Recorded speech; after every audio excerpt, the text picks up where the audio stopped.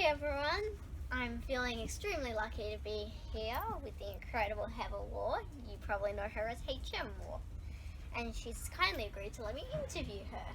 Heather is the author of the recently published The Lost Stone of Sky City, and which features a strong, determined female lead on a quest to save her friends and her home.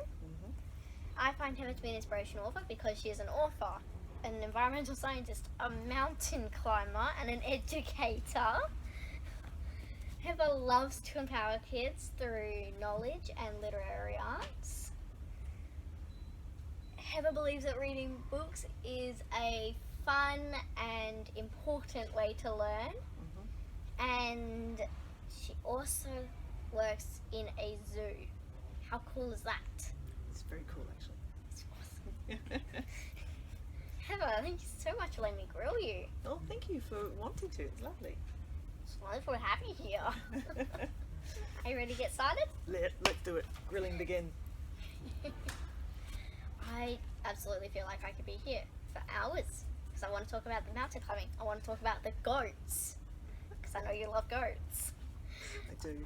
I want to talk about the zoo job. I want to talk about the environmental science and stuff, but I should probably stay focused. I should probably stay focused. Let's do the book. Yeah, let's talk about the books. Book.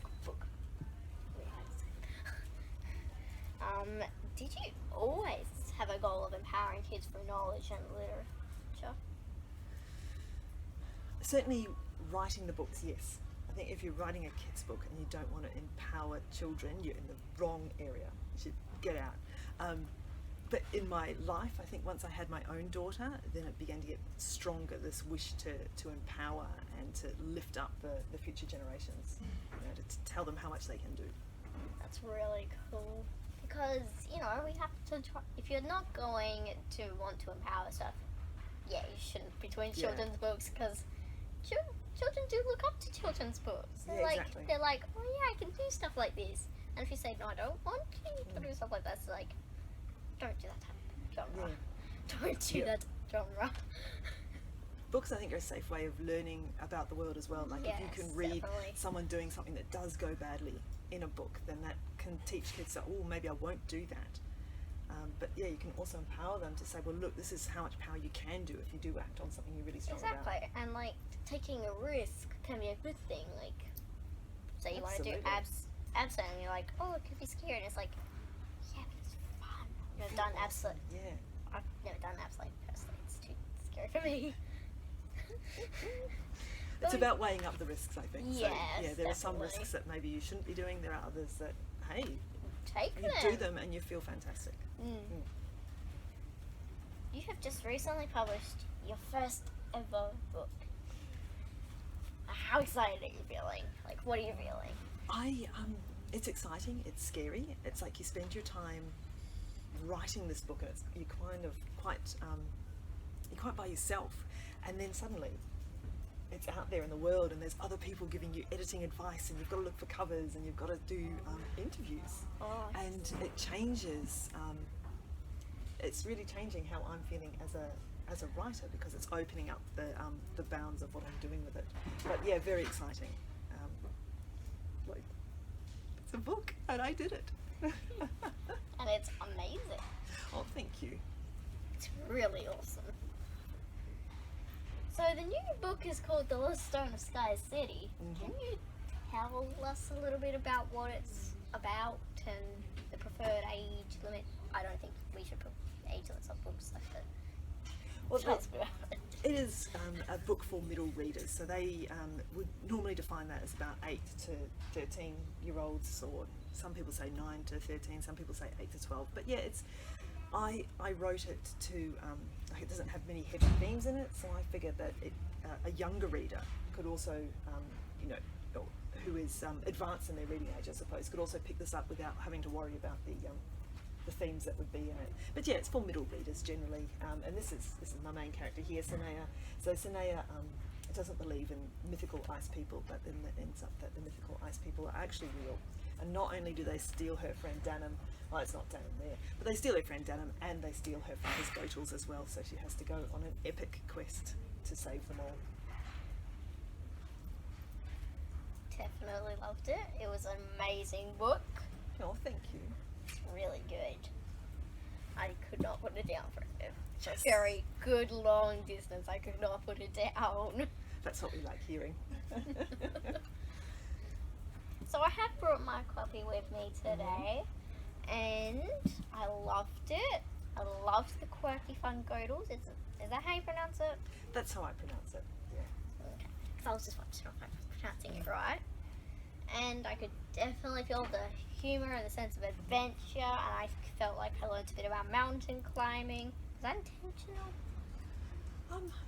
I think I loved to learn things through books. So I suppose the more reality, the more information you can put into a book, the more real it feels. So I suppose, I didn't go out thinking I'm going to make people want to climb a mountain, but yes, I certainly wanted to put as much of my own experiences and my own knowledge into there about it, so it felt really authentic. It's cool, because I was reading it and I'm like, ooh, so you have to find like a path, otherwise this can go wrong. It's like, it talked about the dangers, like an avalanche and stuff, so it was really cool. I really enjoyed it. Oh, that's good. That sort of stuff makes your day when you're an author. And I also love the ending. I won't give away any spoilers because that would just be really cruel at this point in time. But I did feel like the story finished very awesomely. I think that's a word. I hope it's the word. I use awesome everywhere, so yes. Okay, that's good. I also use awesome sauce, which I'm pretty sure isn't a word, but I accept that as well. Yeah, it's okay. I think that's a word. I definitely felt like there could be room for a sequel if you chose to. Do you have any plans for a sequel? I'm not writing one at the moment, but there's certainly scope for the characters to go on more adventures if people love them enough. Yeah, but no, at the moment I'm not writing a sequel. I definitely think that would be a great sequel in there. Everyone, I'm sure that reads this will love it. Don't worry. Hope so. And where did you get the inspiration from the book? Because I'm sure the mountain was definitely from your love of mountain climbing. Absolutely. Yep. Yeah. Well, in terms of this, its inspiration took probably a couple of years to cook up. But like yourself, I'm a member of the Squibby, the Society for, I always have to count them out my fingers, Society for Children's Book Writers and Illustrators. And the first time I went on a writer's retreat with them, they wanted us to put forward ideas for stories, new stories that you hadn't really started, and whoever had the best idea, the publisher would pick it or something like that. And I remember thinking, oh God, I hadn't prepared for this. So I was trying to think what sort of story would I have, and over about a day of thinking on this writing retreat came the background for the story that this was, but it took a long time between thinking it up to actually doing it. But yeah, the mountains and things like that, I love mountains, and there's not many books I read that are in the high mountains, and I thought, you know what, I'd love to pop it there. It's really a fascinating inspiration. Could definitely come from anywhere. Exactly, yeah. It can be from say you cut your finger, there's an inspiration for a story. I was watching a program, I think it was last week, and they're talking about the underground tunnels under Naples, and they were 3D mapping them, and I was like, there is a story down there somewhere. I should do this. Inspiration is everywhere. You just gotta. I have a little book, it's still in there actually, where I write all my little thoughts down. And every now and then I'll read through them, and it might be that this little bit of inspiration joins with that bit of inspiration, and suddenly you've got enough that you think, I can write a book on this. Yeah. So yeah, inspiration is everywhere. Makes you watch the world, I think, as a writer. Definitely.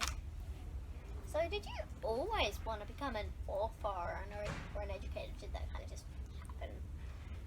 I always remember writing stories. I don't think I ever intended to have them published until probably 5 years ago. I got serious on that, and I thought, well, let's have an aim, let's have a goal to reach for.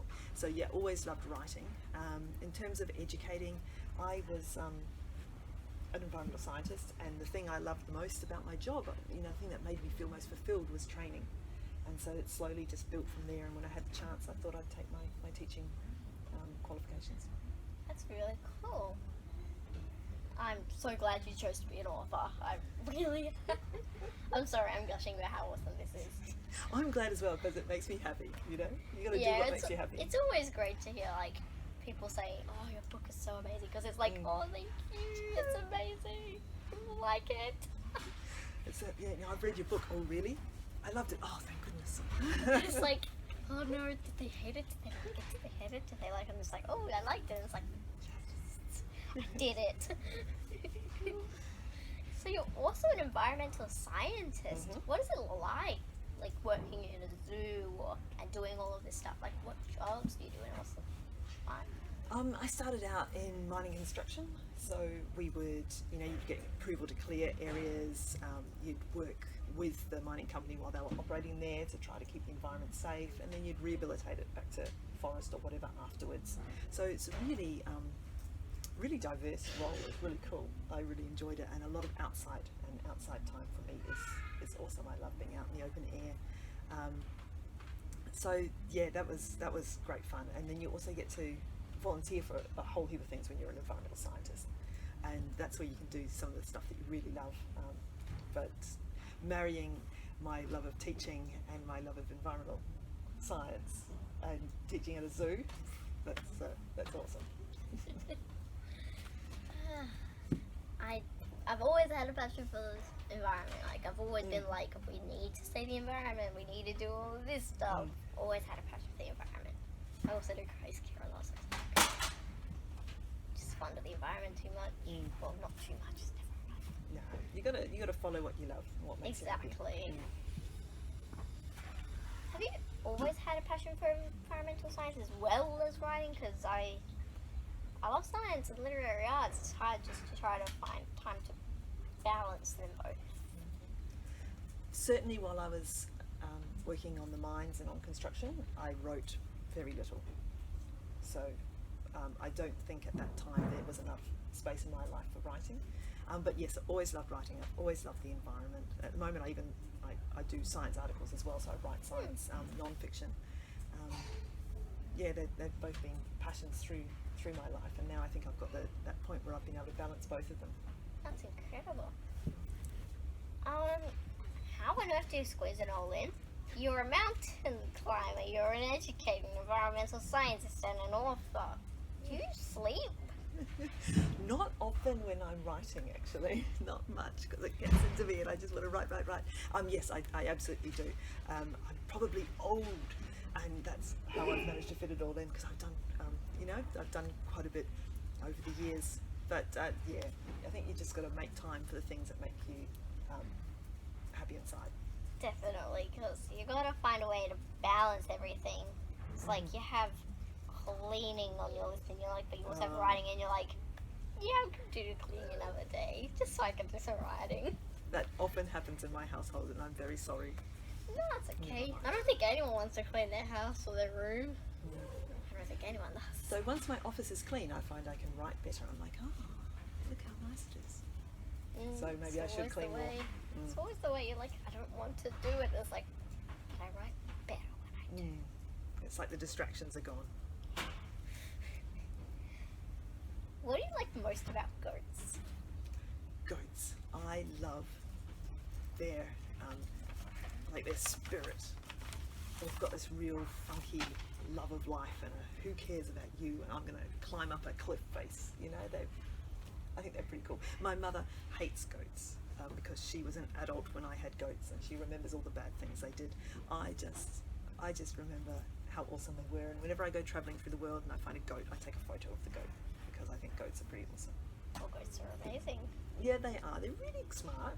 They're about as smart as dogs. They're pretty awesome. I think goats get a bad rap. I feel like I could have a pet goat, but you need an approval to have like a goat where we live. Whereas you don't for a dog. I don't know why you can't just walk a goat down the street on a lead. I thought I heard of someone that has a pet wombat and walks it down the street of Perth. There you go. Like, why can't we have goats? Exactly. Goats are much easier to look after than wombats.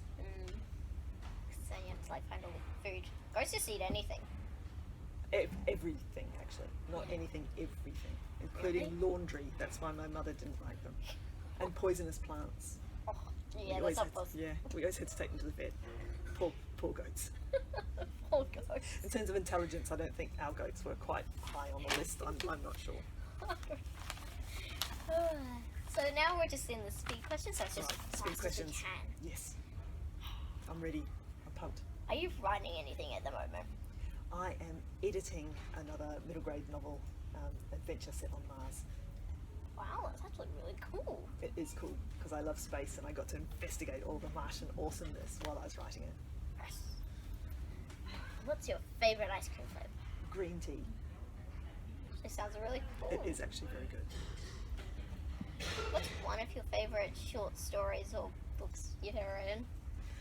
I really love the first one I wrote seriously about 5 years ago. It hasn't been published, but for me, the characters, they're really vivid, and it's one of my favourite books that I've ever, not a book, manuscripts I've ever written. How long did it take you to write, your book? I write very fast. I will usually write either, have you heard of NaNoWriMo, the National Novel Writing Month? You got to write 50,000 words in the month of November. It's really full on, but it forces you to sit down and actually write. And so I wrote this one in a NaNoWriMo, so I wrote it in a month, and then it took several years to edit it. That's a lot of writing in a month. It is, yeah. Sometimes it doesn't quite work, but usually for me that's how I write best, is fast. Well, you gotta find your unique writing style. Some people write fast, some people write slow. Yep, exactly. And as long as you're happy doing it, I don't judge either way. I edit very slow, as I am at the moment. Well, editing is boring. Writing's the fun part. Yeah. Who is your favourite or most inspirational author? That one is so easy for me because my sister's an author and she totally inspired me to start writing and to take it seriously, and she's got so many books published, and fiction and non-fiction, and she's totally awesome. Christy Byrne. That's amazing. I don't really think my sister does that. Well, she's an accountant. Do you prefer cats or dogs? Dogs. Do you prefer ebooks or hard books? Hard books, gotta be paper. Gotta be paper. Where's your favourite place to write? I write basically anywhere I can get in my bubble. And once I'm in that bubble, it doesn't matter if I'm in the noisiest place on earth, I'll write very well. But usually I love to write at home, where I can see my garden. Do you remember the first book you ever read, or your favourite childhood book? Here's one I prepared earlier. This is the first book I remember reading. So it's called Oversea Under Stone, and it's a really cool kind of fantasy magic novel with King Arthur's and all sorts of things happening in it, but in modern day when it was written. Totally awesome. And yeah, I remember that book as the first book I ever really got into and loved. That's really cool. You're so prepared. So prepared. I'm awesome. You brought a book. You brought the actual book. It's because I love it. What's your biggest achievement so far? I'm going to assume it's the book. No. Well, it kind of is the book. I had to think about this one when you sent it through, and I realised, probably 7 years ago, I was made redundant from my mining job. So I just had a baby, and suddenly I didn't have a job, and they offered this career counselling for free, and I did it. And then I kind of forgot about it and got on with being a mum. And I found the booklet about 6 months ago or something, and there was this brainstorming page where they're like, write down everything you really would love to do, to try to see, what other careers you could have. And I realised I was doing every single one of them. So I've managed to just, whether working, getting paid for it, or volunteering, I was doing all these things that I loved, that I'd brainstormed. So for me, I reckon that's a pretty good achievement. That sounds really This was one of them, writing. I mean, that's a book. That's a really good achievement as well. Do you have any big goals for the future, or any new writing being released soon? Oh my goodness, I have to be brave and put this draft in, because I think it's really different if you're just sending manuscripts through to publishers and they don't know who you are. But if you're sending it to the person who's published you already, there's this kind of expectation, and I've got to just get over that and just send it in and see if she loves it. That's my goal. Some ways of getting over that hurdle of, the anxiety, because anxiety can be a really big thing when you're an author and writer. Yeah. So before, it was almost easier, because now I've got this weight of expectation. Is it going to be as acceptable as the first one was? I'm sure it will. I hope so. this is a really good start to the author career. Sorry, this is just too amazing. And do you have any advice for young writers? Have fun. Yep. I don't, you know, in the majority of cases, it's something you write, it's just not going to be read by hardly anybody else. So you might as well be enjoying it while you're doing it, you know. So therefore, it's not about whether it gets published. It's not about whether once it's published someone likes it. It's not about whether it wins an award, you know, and how many books it sells. It's about whether you feel good from writing it and you got that achievement. So I think, yeah, have fun, because if you're enjoying writing it, it doesn't matter what happens afterwards, because you loved it. So I reckon that's the thing. Don't write to be published or to win something. Write because you've got this story in your head and it's got to come out. That's what I think. Amazing advice. Thank you so much for letting me interview you. Well, thank you for wanting to. It's lovely. It's wonderful to have you here. I'd love to meet you. And now I'm going to sign her book for only the second time. Perks of being an author, you get to sign books. Yeah, absolutely. So I'll put some links to your website and to your book so people can purchase it. Mm-hmm. And like and share it, Yeah. please.